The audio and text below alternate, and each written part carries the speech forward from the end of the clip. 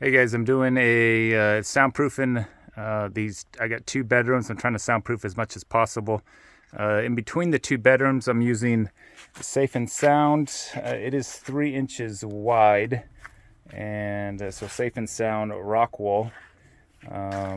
Is one of the better products that you can buy, at least at Home Depot or Lowe's. And like I said, so it's 3 inches thick. And but obviously the 2x4s are 3.5 inches, so you can add a little something extra. I always try to do for soundproofing. You can see the back of this, but this is acoustic ceiling tile. These are about 1 inch thick, so just your normal acoustic or ceiling tiles.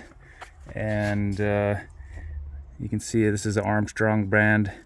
This just adds another barrier for soundproofing, and it takes up you can easily get the 3 inch Safe and Sound and the just under 1 inch acoustic ceiling tile. Another thing that I have done, at least on this build, is OSB. This is the bathrooms behind this wall, and then and this is, so these are the closet, both sides of the closet, OSB there. And so it's just the dampening, so a few extra layers. I actually didn't put the acoustic on this side yet. I didn't have it at the moment when I got it. So I went and got it, but I'm gonna pull these out and I'll put them in on this side as well. So I'll have the OSB, the acoustic ceiling tile, and the 3 inch Safe and Sound. And that should give a pretty good barrier. On this other side will be the TV. And between the walls, additionally, I'm going to do at least one side I will do double sheetrock. One will be a 1/2 inch, one will be 5/8 inch, or maybe just both 5 inch. Obviously the thicker the better. And in between it, I'll put something similar to this. It's not this, but it's green glue. So I'll put green glue in between the drywall, the two drywall, and I may do it on both sides, or I may just do it on one side.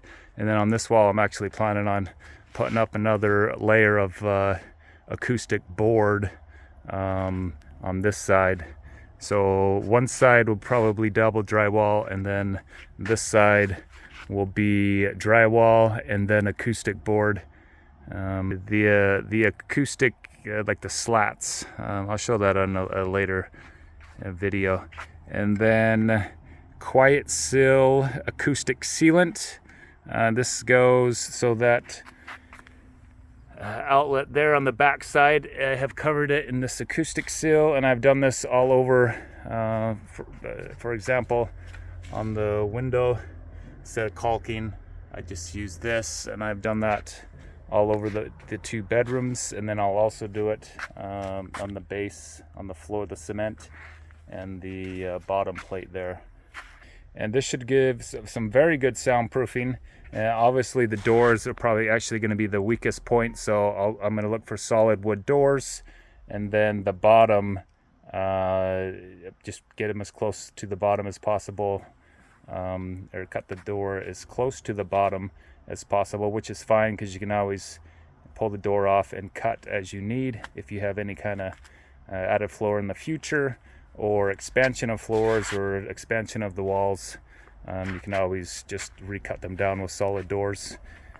The last thing and only thing I probably could have done to better soundproof, which they say is really good, is this is a 2x4 wall. It's used the 2x6 plates, and then you do staggered 2x4s I believe every 8 inches.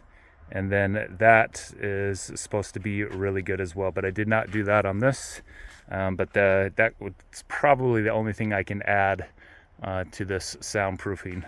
And once I'm complete with this, we'll see how it actually turns out.